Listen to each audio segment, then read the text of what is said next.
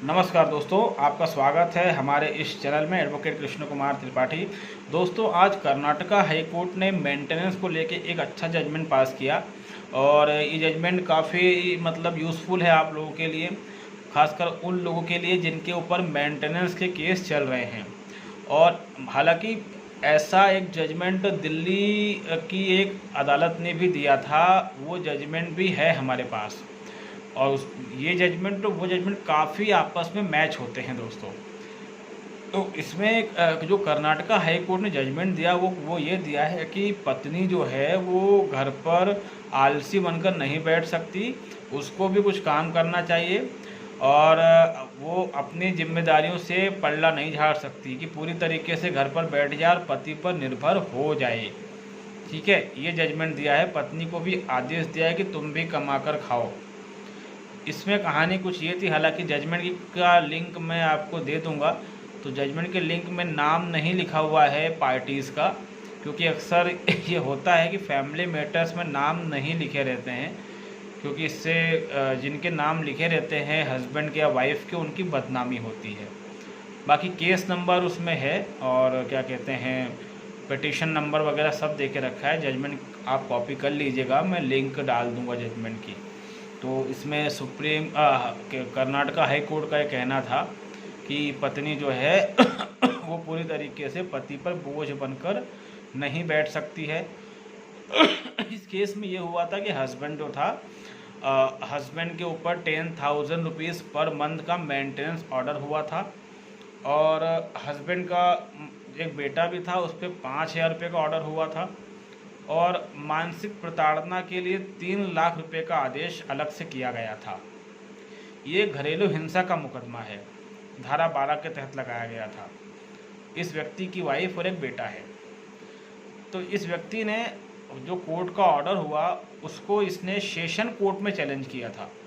तो session court ने उस व्यक्ति की दलील को सही माना और जो 10,000 महीने का ऑर्डर किया गया था वाइफ के लिए, उसको सेशन कोर्ट ने 5,000 का कर दिया और साथ में जो 3 लाख का जुर्माना लगाया था पति पर, उसको भी सेशन कोर्ट ने कम करके 2 लाख कर दिया।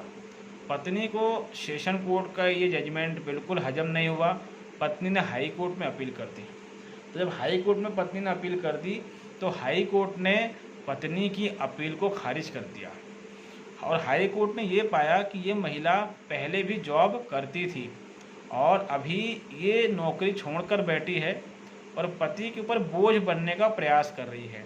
भरण पोषण के कानून को किस तरीके से ये महिला मिसयूज़ कर रही है, इसको हाई कोर्ट ने बखूबी समझा।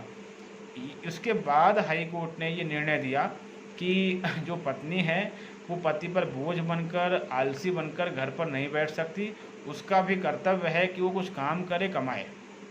तो ये जजमेंट जो है पति के पक्ष में हाई कोर्ट ने दिया और पति पर जो मेंटेनेंस लगाया था उसको आधा कर दिया और पति पर जो जुर्माना लगाया गया था उसको भी कम कर दिया। दोस्तों, ये घरेलू हिंसा का मुकदमा था, मैंने आपको बताया। इस मुकदमे में पक्का जजमेंट हुआ होगा, ये बीच का ऑर्डर नहीं हो सकता, क्योंकि अगर पति पर मानसिक प्रताड़ना का 2 लाख रुपए कुछ लगाया है जुर्माना, 3 लाख लगाया था जिसको 2 लाख कर दिया, तो ये फाइनल जजमेंट हुआ होगा। तो घरेलू हिंसा इस केस में कहीं ना कहीं साबित हुई होगी, पक्का ऐसा है। तभी तो पति पर मानसिक प्रताड़ना के लिए कोर्ट ने 2 लाख का अलग से जुर्माना लगाया। अगर साबित ना हुआ होता तो कोर्ट ऐसा ना करती। ये एक डोमेस्टिक वायलेंस का केस है जिसका ट्रायल पूरा चला है।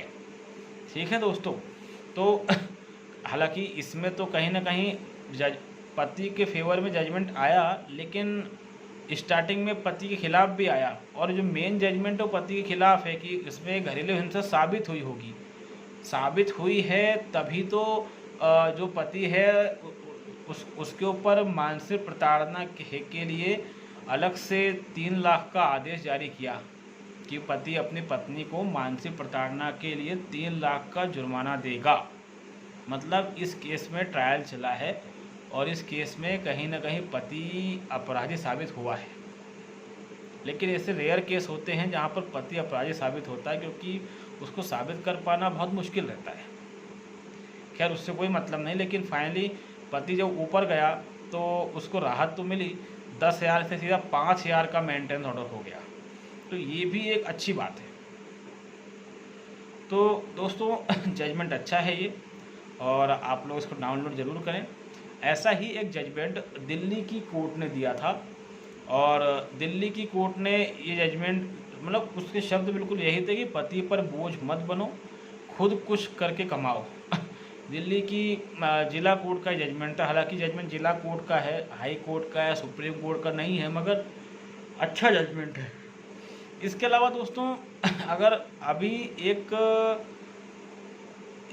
पॉइंट पर चर्चा चल रही है, आए दिन आप अखबारों में, टीवी में देख रहे होंगे, सोशल मीडिया में भी आप लोग देख रहे होंगे, ये है यूनिफॉर्म सिविल कोड।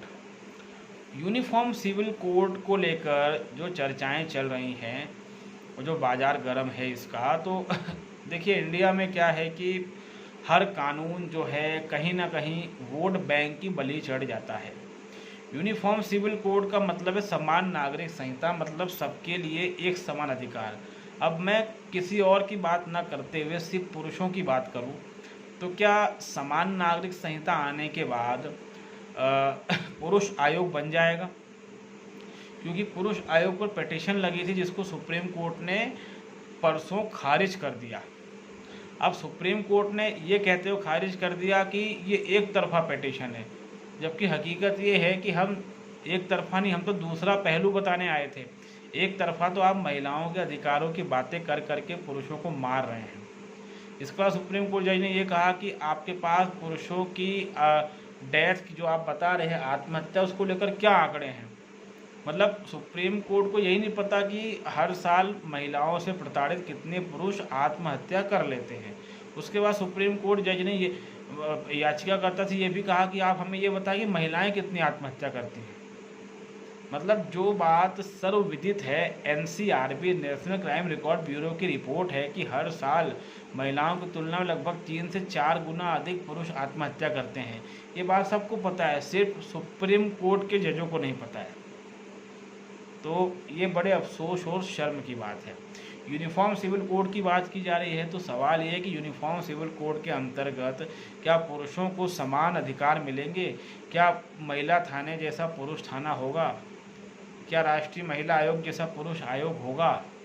क्या घरेलू हिंसा में महिला को भी दंड मिलेगा? महिला यानी पत्नी को भी दंड मिलेगा? क्या पति घरेलू हिंसा का मुकदमा लगा पाएगा? क्या दहेज देने वाली या पति को ब्लैकमेल करके उससे पैसे लेने वाली महिला पर दहेज का मुकदमा चलेगा? वो महिलाएं जो ब्लैकमेल करती हैं, क्या उनको वही सज़ा मिलेगी जो उस पुरुष को मिलती अगर वो कुछ ऐसा अपराध करता? क्या महिलाओं पर यौन शोषण के तहत मुकदमा चलेगा? क्योंकि अगर कोई पुरुष किसी महिला को अश्लील फ़ोटो मैसेज कर देता है व्हाट्सएप के माध्यम से, या अश्लील कुछ मतलब कोई अश्लील मैसेज भेज देता है, तो उसमें उसके ऊपर धारा 354 की विभिन्न धाराओं के तहत मुकदमा दर्ज हो जाता है। लेकिन यही काम अगर महिला करती तो उसके ऊपर कोई मुकदमा दर्ज नहीं होता। तो क्या महिलाओं को फांसी पर चढ़ाया जाएगा? क्योंकि कई मामले में महिलाओं को फांसी की सज़ा सुनाई गई, लेकिन आज तक चढ़ाया नहीं गया। उनकी फांसी की सज़ा को माफ़ भी नहीं किया गया, उसके बाद भी उन्हें बचा लिया गया। तो ऐसे बहुत सारे प्रश्न हैं दोस्तों। क्या पुरुष बलात्कार का आरोप महिला पे लगा सकते हैं? अगर शादी का झांसा देकर पुरुष पर रेप का केस बनता है तो ये केस महिला पर भी बनता है, क्योंकि महिला भी शादी का वादा करके कई बार मुकर जाती है, वो संबंध बना चुकी होती है। तो क्या महिला पर भी ये मुकदमा चलेगा? उसके अलावा आर्मी के अंदर जो इन्होंने धारा 497 को जिंदा रख के रखा है, मतलब कि वो धारा जो है मान्य है। तो ये सवाल ये है कि क्या चरित्रहीन पत्नी को सज़ा मिलेगी या चरित्रहीन महिला को सज़ा मिलेगी? क्योंकि चरित्रहीन पुरुष को तो सज़ा मिल रही है, लेकिन महिला को नहीं मिल रही है। तो समान नागरिक संहिता की जो बातें की जा रही हैं, तो क्या इसमें ये सब समानताएं होंगी? जगह जगह आपने महिलाओं को प्रायोरिटी दे के रखा है, क्या उन सबको आप हटाएंगे? इतनी सारी बातें हैं दोस्तों। तो ये समान नागरिक संहिता जो है, ये मुझे तो नहीं लगता कि इससे कुछ भी ज़्यादा चेंज होने वाला है। क्योंकि अगर समान नागरिक संहिता की सिंपल सी बात करें तो सबके लिए समान कानून, लेकिन ये हर जगह जाति, धर्म, भाषा क्षेत्र, इन सब का तड़का लगाते हैं सिर्फ और सिर्फ अपने फ़ायदे के लिए। तो ये कहीं से भी उचित नहीं है दोस्तों। और आप अगर चाहते हैं तो आप कानून मंत्रालय को लेटर लिख के अपनी मांग लिख सकते हैं कि समान नागरिक संहिता में ये सब प्रावधान भी होने चाहिए। जो भी आपको लगता है, जो जिस भी आप झूठे मामले में फंसे हुए हैं, अगर आप किसी महिला को थप्पड़ मार दे तो आपके ऊपर 354 लग जाएगी। हालांकि 354 लगनी नहीं चाहिए, इसमें मारा पीटी का मुकदमा 323, 294 वगैरह धाराएँ लगनी चाहिए, लेकिन नहीं, आपका 354 लग जाएगी। और कोई महिला आपको मार दे तो उसको कुछ भी नहीं होगा। इस तरह के जो ये केसेस चल रहे हैं, इसका परिणाम क्या होगा दोस्तों, तो क्या हो रहा है ये आप भी जानते हैं। भरण पोषण के कानून क्या चेंज होंगे? लैंगिक समानता के नाम पर पत्नी का भरण पोषण पति क्यों करे? भाई वो ज़माना गया जब पत्नी पूरा घर संभालती थी। आज तो ऐसा कुछ भी नहीं है। आज तो चट मगनी पट तलाक हो रहे हैं। तो उसके लिए क्या कोई चेंजेस होगा? बहुत सारी बातें दोस्तों, आप लोगों के मन में बहुत सी चीज़ें आ रही होंगी। तो कहने का मतलब ये कि ये समान नागरिक संहिता के नाम पर बेवकूफ़ बनाना बंद कीजिए। पुरुष आयोग को लेकर सुप्रीम कोर्ट में पिटीशन लगी, उसको सुप्रीम कोर्ट ने खारिज कर दिया, ये कहते हुए कि मतलब ये पिटीशन एक तरफ़ा है और बकवास है, ऐसे कोई आंकड़े हमने देखे नहीं है। मतलब ये सुप्रीम कोर्ट के जो जजेस होते हैं वो महिलाओं के पक्ष में बहुत जल्दी गंभीर हो जाते हैं, लेकिन पुरुषों के अधिकार की बात आ जाए तो वो गंभीर नहीं होते हैं। सुप्रीम कोर्ट के जजों का हाल देखिए कि ये कहते हैं दहेज मत लो। एक लड़की का बाप जो है वो बुढ़ापे में आपको अगर 8-10 लाख रुपए नगद दहेज दे रहा है तो वो उसकी ज़िंदगी भर की कमाई है। चलो भाई, मान लिया आपकी बात, लेकिन यही सुप्रीम कोर्ट के जज जो दहेज को गलत बताते थे, ये भरण पोषण को गलत नहीं बताते। और भरण पोषण लिया किससे आता है? 25-30 साल की उम्र के लड़कों से इकट्ठा 15 लाख, 20 लाख, 25 लाख, 50 लाख, 1 करोड़। मतलब जो सुप्रीम कोर्ट के जज एक बुजुर्ग व्यक्ति को, जो किसी लड़की का बाप होता है, उसको मतलब दहेज ना लेने की जो सलाह देते हैं, वही सुप्रीम कोर्ट के जज एक नौजवान लड़के से मोटी रकम उसकी वाइफ को दिलवा रहे हैं और इसको दहेज नहीं माना जाता। ज़रा सोचिए कि इनके कानून कैसे हैं। ये खुद ही अपनी बातों में फंसते हैं और यही कारण है कि समाज ने कभी भी सुप्रीम कोर्ट के आदेशों को स्वीकार किया ही नहीं। समाज अपने हिसाब से चलता है दोस्तों। तो कॉमन सिविल कोड का अगर पुरुष अधिकार की बात की जाए तो उस तर्ज पर तो दोस्तों उसका पूरा विरोध आप लोग करें। पुरुष अधिकारों के संदर्भ में अगर बात करूं, उसके रेफरेंस की बात करूं, तो पक्का कॉमन सिविल कोड का दोस्तों विरोध होना चाहिए। अन्यथा कॉमन सिविल कोड के नाम पे फिर कोई नया कानून आ जाएगा। अब जैसे कहते हैं कि वाइफ को संपत्ति में आधा अधिकार रहेगा, तो भैया संपत्ति मेरी है, मैं अपनी संपत्ति किसको दूं किसको ना दूं ये मैं डिसाइड करूंगा, ये आप डिसाइड थोड़ी करेंगे कि वाइफ को इतना रहेगा, बेटी को इतना रहेगा। आप हैं हो कौन? मेरी प्रॉपर्टी है, ये मैं तय करूंगा कि मैं किसको संपत्ति में कितना देना चाहता हूं। अगर आपने धारा 112 पढ़ी हो इंडियन एविडेंस एक्ट, भारतीय साक्ष्य अधिनियम की, तो आपकी पत्नी आपके साथ रहते हुए किसी गैर मर्द के बच्चे की माँ बन जाती है तो वो बच्चा आपका ही माना जाएगा। भले आप डीएनए टेस्ट करवाएं, लेकिन उसके बावजूद भी उस बच्चे का पालन पोषण आपको ही करना पड़ेगा और उस बच्चे का डीएनए टेस्ट वो नहीं होने देंगे। अगर आप करवा भी लेते तो उसको नहीं स्वीकार करेंगे और उसमें प्राइवेसी की दुहाई देंगे और दुनिया भर के भारी भरकम शब्दों का इस्तेमाल करके आपकी बात को दबाने का प्रयास किया जाएगा। एक पुरुष का सीमेन तक निकाल लिया जाता है बलात्कार के आरोप के नाम पर, लेकिन उसके बावजूद भी कोई उस पर उंगली नहीं उठाता कि उसकी प्राइवेसी नष्ट हो रही है। जरा देखिए किस तरीके से हर जगह हमारे साथ भेदभाव किया जाता है। तो कॉमन सिविल कोड का भी दोस्तों विरोध करें और पुरुषों के अधिकार के संदर्भ में विरोध करें ताकि वहाँ तक आवाज़ पहुँचे।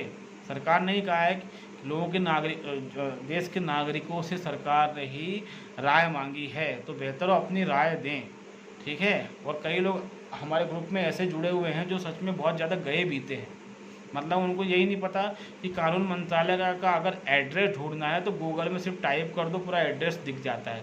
कानून मंत्रालय हो गया, राष्ट्रपति भवन हो गया, संसद भवन हो गया, सुप्रीम कोर्ट हो गया। इतने गए बीते मत बनिए दोस्तों, इतने गए बीते अगर आप हैं तो मेरे ख्याल से फिर आपको जीने का अधिकार ही नहीं होना चाहिए, क्योंकि ये कॉमन सेंस की बात है कि अगर हमें कोई फेमस जगह का एड्रेस है तो वो ईजिली अवेलेबल होता है गूगल पर। ठीक है, तो आप कानून मंत्रालय को पत्र लिख सकते हैं या फिर मेल कर सकते हैं और कॉमन सिविल कोड पर अपनी मांग उठा सकते हैं। उम्मीद है हमारा ये वीडियो आपको अच्छा लगा होगा, पसंद आया होगा दोस्तों। तब तक के लिए बहुत